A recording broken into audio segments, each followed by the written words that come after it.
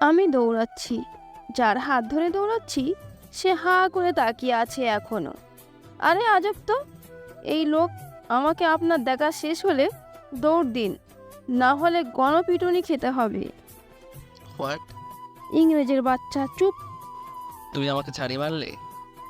তো কি করব, বাংলা বলেন, আমার ইংলিশ একদম ভাল লাগে না বলে ওনাকে আর কিছু বলার সুযোগ না দিয়ে আমি দৌড়।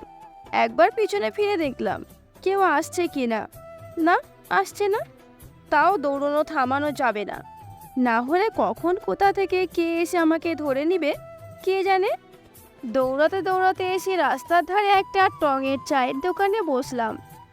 এই লোকটার সব দোষ, এই লোককে নিয়ে দৌড়ানোর জন্যই বেশি খাটুনি হয়েছে। আমি বসে একটু জিরিয়ে নিলাম। এই লোক এখনো আমার দিকে তাকিয়ে আছে। আপনি এভাবে তাকিয়ে আছেন কি জন্য? আপনি আমার জন্য কুফা। যেদিন থেকে আপনার সাথে দেখা হয়েছে ওই দিন থেকে সব অদ্ভুত জিনিস হচ্ছে। আমি কি বলেছিলাম বিয়ের আসর থেকে পালাতে? আরে বাবা, বোঝেন না কেন? কি বুঝবো? আমি ওই হাঁদারামকে বিয়ে করব না। আমাকে আপা বলে, আম্মা বলে, মানে ভাবতে পারছেন? আমার কথায় উনি হাঁ করে হেসে উঠলেন। আজব লোক, আবার হাসে কেন? হাসি থামিয়ে উনি আমাকে বললেন, আমি আপনাকে বাসায় দিয়ে আসছি, চলুন। আরে না, আমি এখন যাব না, রাত 9টায় যাব। এখন বাজে 8:23। 9টা পর্যন্ত একা থাকবেন? একা কেন? আপনি কই যাবেন? আপনাকে আমি বাঁচালাম না? আমার কথাই লোকটা বড় বড় চোখ করে বলল। আমাকে বাঁচালে মানে আমি তো কোনো বিপদে পড়িনি। হ্যাঁ, কিন্তু আপনার জন্য আমার বিপদ তো হতো। তুই সত্যিই পাগলি। আপনি আমাকে এভাবে অপমান করবেন না, কপালে বউ জুড়বে না। তো জুটেই আছে। ওনার কথায় মনে পড়ল আরেক দুঃখের কথা। আমার মনে হয় এখন যাওয়াই উচিত, এতক্ষণ বরযাত্রী তো থাকবেই না। আমি ওনাকে বললাম, আমি বাসায় যাব, আসো। হেঁটে যাব বাকি। আসো, করে নেই, আমার সমস্যা নাই। না ঠিক আছে, হাঁটছি। হাঁটা শুরু করলাম। কিছু দূর যেতেই ওনার এক ফ্রেন্ডকে দেখলাম। ওই দিন যারা ছিল তাদের মধ্যেই একজন। সেই ফ্রেন্ডটা ওনাকে বাইকের চাবি দিয়ে চলে গেল।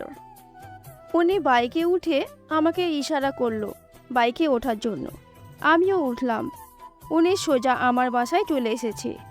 মোড়ে আসতেই সব সাজানো লাইটিং দেখছি, কিন্তু আমার চোখে লাগছে আলোগুলো।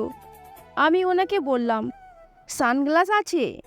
উনি দিলেন, আমি পরে নিলাম। এবার ঠিক আছে। ও কি ফিলিংস!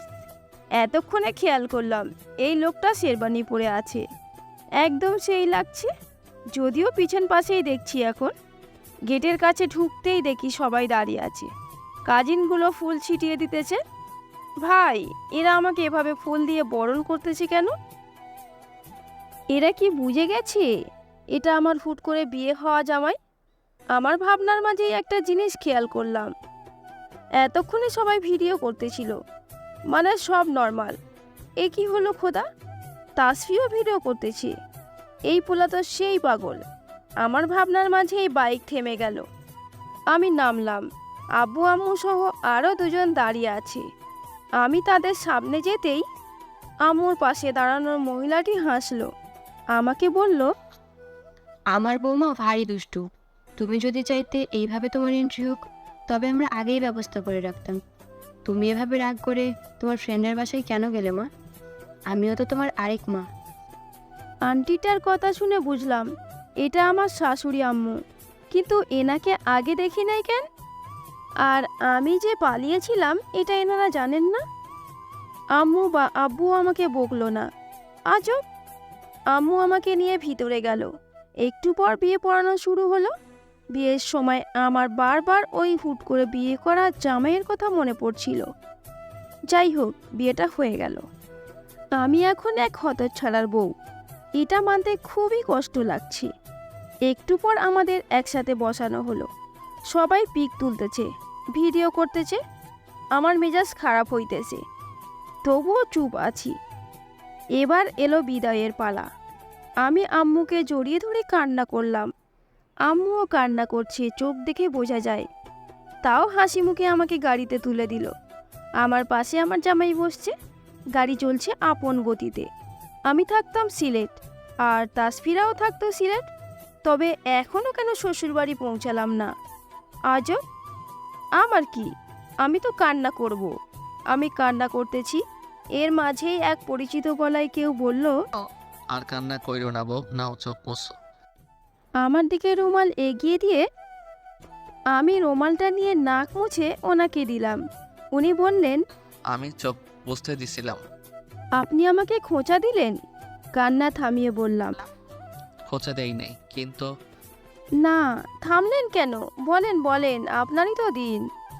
আমার কথা শেষ করতেই সামনের সিট থেকে তাসফির গলা পেলাম।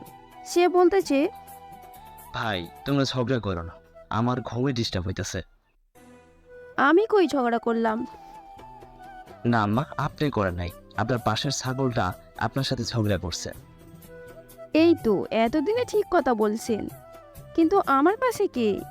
সেই তো বউ ডাকলো। আমি বললাম, আপনি সামনে, তো আমার পাশে কে? তোমার জামাই। আমি হাঁ করে আমার পাশে তাকালাম। চোখ দুটো আমি চিনি, এটা আমার হুট করে বিয়ে করা জামাই। কিন্তু ফুল মুখ এখন দেখছি, চোখগুলো মায়াবী, সাথে ওনার মুখও। শ্যামবর্ণের একজন পুরুষ যে এত সুন্দর হয় তা আমার জানা ছিল না। চাঁদের আলোতে ওনাকে আরও সুন্দর লাগছে। চোখের পাশে একটা তিল যেন আরও সৌন্দর্য বাড়িয়ে দিয়েছে। কিছু চুল কপালে এসে রয়েছে, বাতাসে উঠছে সেগুলো। আমাকে হাঁ করে তাকিয়ে থাকতে দেখে তাসফি ভাইয়া বলল। নজর লাগবে সত্তর। আমি লজ্জা পেয়ে মুখ ফিরিয়ে নিলাম। তাসফি ভাইয়া আবারও বললে, আম্মা, আপনি তো বর আমি ভেবে কত কিছু বললেন, একবার বরের ছবিটা দেখেন। আমার সাথে যা করছিলেন দেখতে যাওয়ার দিন, তার ভয়ে আমি বিয়ে করবো না বলে দিয়েছিলাম।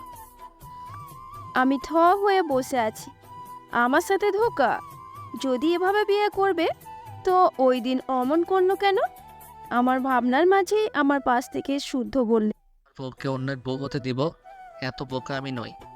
আপনি আমাকে বললেন না কেন স্টেশনে যে বিয়ে আপনার সাথে? বলতে দিয়েছিলা, তার আগে হাত ধরে তোর। ওনার কথায় তাসফি ভাইয়া সামনের সিট থেকে ঘাড় ঘুরিয়ে হাসতে হাসতে বললেন, কি বিয়ে হলো তোমাদের, একদম মুভি স্টাইল। আমি চুপ করে আছি। কিন্তু এই লোক কেন আমাদের সাথে? সব কেমন গুলিয়ে যাচ্ছে। আমি জিজ্ঞাসা করলাম তাসফি ভাইয়াকে, আপনি আমাকে আগে বললেন না কেন বর আপনি না? আমার কথায় তাসফি ভাইয়া একটা ছেড়ে দেবা কেঁদে বাঁচি লুক দিল। আজব এমন করে কেন? আমাদের এমন কাণ্ড দেখে আমার পাশে বসা জামাই পাত্তাই দিতেছে না। এটা কি? ফোনে কি করে? পাশে জলজ্যান্ত একটা বউ রেখে ফোনে কি ভাই তোর? আমি তোমার ভাই না মেহের? হঠাৎই ফোনের দিকে তাকিয়ে এই কথা বলে দিল শুদ্ধ। আজব, আমি কখন ভাই বলছি? আর আমি তো মনে মনে বলছি। আমি কিছু বলার জন্য মুখ খুলতেই উনি আবার বলল, তোমার বাজে স্বভাব, সব কথাই ভাই বলা। এখন কি জামাইকেও ভাই বলবা? আর যাই বলে ভাই বইল না। অসহায় মুখে এই কথা বলে আবারও ফোন দেখতে ব্যস্ত হয়ে পড়ল। আমাকে কি খোঁচা দিল? কি জানি, আমার মাথা ব্যথা করছে কান্নার জন্য। আম্মু বাবার কথা মনে করতে করতে কখন জানি ঘুমিয়ে গেছি। বেশ অনেক রাতে ঘুম ভাঙলো। অনেকের হইচই শুনলাম। চোখ খুলে দেখি আমি শুদ্ধর কাঁধে মাথা দিয়ে আছি, আর উনি এক হাত দিয়ে আমাকে আগলে রেখে ফোন দেখছে। আমি উঠতেই আমার উপর থেকে হাত সরিয়ে নিল। আমি কিছু বলিনি। লজ্জা করছিল, কিন্তু কথা হলে আমার ঘুমের মধ্যে লোল পড়ে। এখন পড়ে নাই তো। আমি ভালো করে ওনার বুকে ঠিক বাপাসটা দেখার চেষ্টা করছি, কিন্তু পারছি না। উনি গাড়ি থেকে নেমে গেছে, আমাকে নামানো হলো।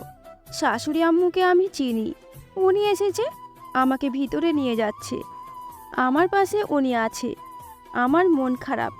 একে ঘুম হয় নাই, দুয়ে এত ভারী মেকআপ প্লাস গহনা। মন খারাপ করে হেঁটে ভিতরে যাচ্ছি। মনে হয় কোনো রাজপ্রাসাদে যাচ্ছি। লম্বা এক রাস্তা, তার সামনে বড় এক প্রাসাদ।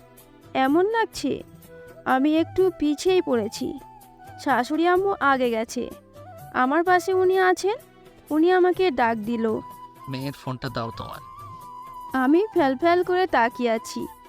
আমাকে এভাবে তাকিয়ে থাকতে দেখে উনি আবারও বললেন। তোমার ফোনটা দাও মেহের। আমি দিলাম। উনি বললেন লক খুলে দিতে। আমি তাই করলাম। উনি কি যেন করলো, তারপর আমাকে ফোন দিয়ে বলল, ওয়াইফাই কানেক্ট করে দিছি, যে পিকগুলো তুলছো ওগুলো স্টোরি দিয়ে দাও, তোমার অনেক ফ্রেন্ডরা অনলাইনে আছে। বলে শেরবানির পকেটে হাত দিয়ে ঘাড় বাঁকিয়ে মুচকি হেসে হেঁটে যাচ্ছেন। আমি এমন কি কারোর সাথে হয়? হায় হায়, আমার ভাগ্য এত ভালো। আমি ফেসবুকেতে যাওয়ার সাথে সাথে শাশুড়ি আম্মু এসে আমাকে ভিতর নিয়ে গেল। একটা রুমে এনে আমাকে বলল, এটা তোমার রুম মা, আজ থেকে। আমি চাই আমার ঘর আলো করে থাকো তুমি। এতদিনের স্বপ্ন আমার ছেলের পূরণ হয়েছে। আমি চাই তোমরা সারা জীবন একসাথে থাকো। আমি একটা হাসি দিলাম। কিছু বলতে চেয়েছিলাম কিন্তু বললাম না, ক্লান্ত লাগছে। শাশুড়ি আম্মু আমাকে আবারও বললেন, আম্মু শোনো, আজ অনেক রাত হয়ে গিয়েছে। কোনো রিচুয়ালস এখন পালন করতে হবে না। তুমি ফ্রেশ হয়ে এসো, আমি তোমার খাবার আনছি। বলে উনি চলে গেলেন। আমি বেডের উপর বসলাম। রুমটা দেখতেছি, সাদা রং পুরো রুম জুড়ে। বেডের কালারও সাদা, কিন্তু রুমের লাইটগুলোর জন্য সব নীল লাগছে। ডোরিমন পিনাকি কার্টুনের পিক পুরো রুম এবং বেডশিটেও। নানা রকম টয় আছে। আমি অবাক হলাম। এমন রুম আমার স্বপ্ন ছিল, কিন্তু কেউ তো সেটা জানে না। তবে আমি আর বেশি না ভেবে ফ্রেশ হতে গেলাম। ওয়াশরুমে গিয়ে দেখি আগে থেকেই ড্রেস রাখা, রেড লেডিস শার্ট আর স্কার্ট। আমি ভাবলাম হয়তো অন্য কারোর, কিন্তু না, একদম না, নতুন আর আমার সাইজের। আমি ওগুলো পরে বের হতেই দেখলাম আমার ফোন বাজছে। আম্মু ফোন দিছে। আমি জানি আম্মু এখনও ঘুমায় নাই আজকে। আমি ফোন ধরলাম। আসসালামু আলাইকুম আম্মু। ওয়ালাইকুম আসসালাম। পৌঁছে গেছো?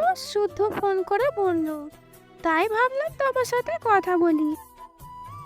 আম্মুর সাথে অনেকক্ষণ কথা বলে ফোন রাখতেই শাশুড়ি আম্মু এলো। খাবারের ট্রেটা বেড সাইড টেবিলে রেখে আমার দিকে তাকিয়ে মিষ্টি হাসলো। অনেক সুন্দর লাগছে আম্মু তোমাকে। কারো নজর না লাগুক আমার বাচ্চাটার প্রতি। আমি প্রতি উত্তরে হাসলাম। শাশুড়ি আম্মু আমাকে খাইয়ে দিল, তারপর চলে গেল। আমি আড়ামোড়া ভেঙে শুতে যাব ভাবছি, তখনই রুমে এলো শুদ্ধ। আমি একদম স্ট্যাচু হয়ে গেছি এই লোককে দেখে। ব্ল্যাক ট্রাউজার আর অ্যাশ কালারের গেঞ্জিতে বেশ সুন্দর লাগছে। উনি এসে আমার দিকে একটা গ্লাস এগিয়ে দিয়ে বলল, এটা খাও, ভালো লাগবে। আমি খেলাম। খাওয়ার সাথে সাথে আমার সব ক্লান্তি দূর হয়ে গেল। কি বলেছিলাম না, কিন্তু কিভাবে হলো? ম্যাজিক। হ্যাঁ, হ্যাঁ, বলেই আমার নাক টেনে বেডে গিয়ে বসলেন। আমি অবাকের পর অবাক হচ্ছি। আমার কেন মনে হচ্ছে আমি আগেও এসেছি এখানে, বা এই জায়গায় আমার চেনা।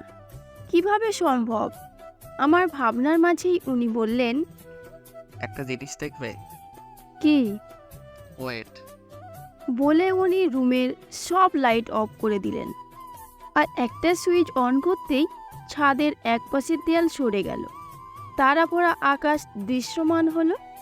আমি জমে গেছি এটা দেখে। উনি পকেটে হাত দিয়ে আমার পাশে এসে দাঁড়ালো। কারোর স্বপ্ন ছিল নিজের রুমে বসেই বাইরের আকাশ দেখবে। আমি অবাক হলাম, এটা এই লোক জানে কি করে? আমি কিছু বলতে যাব, ঠিক তখনই উনি বললেন, বস, কোনো কথা না, এই সময়টা উপভোগ করো। দেখো, আজ আকাশে চাঁদ তারার মেলা বসেছে। আমি ওনার কথায় আর কিছু বললাম না। সত্যি আজকে অনেক সুন্দর লাগছে আকাশটাকে। আমি কিছুক্ষণ ওনার দিকে তাকিয়ে থাকলাম। উনি এক মনে আকাশ দেখছেন। জানি না কেন আমার না বলা প্রতিটা স্বপ্ন পূরণ হয়ে যাচ্ছে? কিভাবে সম্ভব? কিছুই জানি না। আমাকে ভাবতে দেখে উনি হেসে বললেন, যা আবার ভাবো, কিন্তু একটা কথা মনে রেখো, সব প্রশ্নের একটাই উত্তর, আমি। মানে? খুঁজে বের করো। আমি কিছুই বুঝতে পারছি না, মাথা ফাঁকা লাগছে। লাগবে না, সন্ধ্যার সময় আজানের ঠিক আগে বাসা থেকে বের হবে না। যাই হয়ে যাক, এটা মাথায় রেখো। বলে উনি রুম থেকে চলে গেলেন। অদ্ভুত তো, এমন করে বলার কি ছিল? গেলেই বা কি আজব। আমার ভাবনার মাঝেই শাশুড়ি আম্মু চলে এলো। শাশুড়ি আম্মু, তুমি কখন এলে? শাশুড়ি আম্মু কি? হ্যাঁ, আম্মু বা মা বলবি শুধু। কিন্তু আমার এইটাই বলতেই ভাল লাগে। আচ্ছা, যা মন চায় বলিস। এখন আয়, শুয়ে পড়। আমি গিয়ে শুয়ে পড়লাম। উনি যাওয়ার আগে দেয়াল ঠিক করে দিয়ে গেছে। আমার কেন জানি কিছু মনে হচ্ছে, আবার ভুলে যাচ্ছি। এমন কেন? আমি আর ভাবলাম না, ঘুমিয়ে পড়লাম। মাঝরাতে খুব ভয়ঙ্কর এক আওয়াজে ঘুম ভাঙল। কলিজার পানি শুকিয়ে গেছে একেবারে। কিসের আওয়াজ ছিল? আমি কি দেখব? যেই ভাবা সেই কাজ। আস্তে করে উঠে ওড়না গলায় পেঁচিয়ে রুমের দরজা খুলে বের হলাম। পুরো বাড়ি অন্ধকার, তবে কিছু জায়গায় নীল আলো জ্বলছে। আমি এগিয়ে যেতেই আমার মনে হলো কোনো এক ঠান্ডা বাতাস আমার শরীর ছুঁয়ে গেল। পিছনে ঘুরতেই দেখি একটা অবয়ব, একদম কালো, তবে চোখ জোড়া সবুজ। আমার ঘাম পড়তে লাগলো। গলা দিয়ে আওয়াজও বের হচ্ছে না। কি করব? অবয়বটা আমার দিকে আসছে। আমি দৌড় দিলাম, কিন্তু ঘুরে ফিরে সেই একই জায়গায় এসে দাঁড়িয়ে পড়ছি। এমন কেন হচ্ছে? অবয়বটা আমার দিকে আসতেই দুহাত দিয়ে মুখ ঢেকে ফেললাম। হাতে থাকা রিং থেকে এক আলো চারিদিকে ছড়িয়ে পড়ল, আর অবয়বটা চলে গেল। তখনই সেখানে শুদ্ধ এসে উপস্থিত হলো। মেহের, তুমি ঠিক আছো? হ্যাঁ, কিন্তু ওটা কি ছিল? কোনটা? ওই অবয়বটা ভয়ঙ্কর দেখতে। কি ভয়ঙ্কর সবুজ চোখ। তুমি ঠিক দেখেছো? হ্যাঁ, আমি ভুল দেখিনি। আচ্ছা, দেখছি। তুমি এখানে কেন? আমি আসলে একটা আহ, আহ, আহ। কথা শেষ করার আগেই শুদ্ধর দিকে তাকিয়ে দেখি ওর মুখে রক্ত লেগে আছে। শুদ্ধ আমাকে চিৎকার করতে দেখে এক বিকট হাসি দেয়। আমি লাফিয়ে উঠলাম। মানে এতক্ষণ স্বপ্ন দেখছিলাম? এটা কেমন স্বপ্ন? জানালার দিকে তাকিয়ে দেখলাম পর্দা উঠছে। আমার ভয় বাড়ছে, মনে হচ্ছে কিছু খারাপ হতে চলেছে। ছোটবেলা থেকে এমন স্বপ্ন আমি বহুবার দেখেছি, কিন্তু যেই দিন বাবা পাশে থাকতো ওই দিন দেখতাম না। তারপর এক সময় স্বপ্নটা সয়ে গেল, কিন্তু হঠাৎ আমার 18 বছরের দিন থেকে ওই স্বপ্ন আর দেখি না। ভাবলাম হয়তো বড় হয়ে গেছি তাই, কিন্তু এখন আবার কেন এই স্বপ্ন? হঠাৎই ওয়াশরুম থেকে কেমন গোয়ানির আওয়াজ আসছে। মনে হচ্ছে এক্ষুনি কিছু একটা বেরিয়ে এসে আমার উপর ঝাঁপিয়ে পড়বে। আমি শাশুড়ি আম্মুকে ডাকতে নিলাম। এ কি, আম্মু কই? এখনই তো ছিল। আমার ভয় বাড়ল। এমন সময় দরজার লক খুলে গেল। আমি আমার পাশে থাকা ফোন দিয়ে ফ্ল্যাশ অন করতেই একটা কল এলো শুদ্ধর। আমি রিসিভ করতেই উনি বললেন, এখনো ঘুমাওনি? শুদ্ধ, আমাকে মেরে ফেলবে ওরা। আপনি কিছু করুন, ওরা চলে এসেছে। হোয়াট? কি বলছো? কারা? তুমি কি ঠিক আছো মেহের? শুদ্ধ, রক্ত, আমার পায়ের কাছে মরা কাক। ওয়েট ওয়েট, ঘাবড়িও না, আমি আছি তো। আমি কেঁদে চলেছি। উনি বললেন, আমি চলে আসছি, তুমি আয়াতুল কুরসি পড়ো। আয়তাল কুরসি মনে পড়ছে না শুদ্ধ। বলছি তুমি চোখ বন্ধ করো, খুলবে না যতক্ষণ আমি বলবো। শুদ্ধ, ভয়ঙ্কর দেখতে একজন ব্যক্তি আমার দিকে এগিয়ে আসছে। চোখ উপড়ে ফেলা তার। তুমি দেখো না, চোখ বন্ধ করো। চোখ বন্ধ করতেই মনে হলো সব আমার আশেপাশে ঘুরছে। ভয় করছে, কিছু একটা আমার উপর ছাপ দিবে এমন মনে হতেই আয়তাল কুরসি শুনতে পেলাম। সব আওয়াজ বন্ধ হয়ে গেল। দরজা খোলার আওয়াজ হলো। শুদ্ধ এসেছেন। ওনাকে দেখেই জড়িয়ে ধরে কান্নায় ভেঙে পড়ি আমি। উনি আমার মাথায় আলতো করে হাত দিয়ে আমাকে বললেন, কুল মেহের, দেখো সব কিছু ঠিক আছে, এখন আমি আছি তো, তোমার কিছু হবে না, তুমি ভয় পেও না। আমি ফুপিয়ে কেঁদে যাচ্ছি। উনি এবার আমাকে বেডে বসালেন। দেখো কিছু নাই, তুমি স্বপ্ন দেখছিলে রামু কই? আমি জানি না, আমি ঘুমিয়েছিলাম। হঠাৎ স্বপ্ন দেখে ঘুম ভাঙলো আর সবটা বললাম ওনাকে। উনি কিছু ভাবলেন, তারপর আমাকে বললেন। তোমার হাত দেখি। উনি আমার হাত দেখলেন আর বললেন, ফোনে কোনো রিং নেই তোমার হাতে, আমার দেওয়া রিংটা ছাড়া। আমার দেওয়া রিংটা নর্মাল রিং, তুমি বাজে স্বপ্ন দেখেছ। আচ্ছা, কাল আম্মুকে জিজ্ঞেস করব সকালে কই গিয়েছিল। আমি মাথা নাড়িয়ে সম্মতি দিলাম। উনি বললেন, তুমি ঘুমাও, আমি বসে আছি তোমার পাশে। কিন্তু কোনো কিন্তু না, ঘুমাও তুমি মেহের, তোমার ঘুম প্রয়োজন।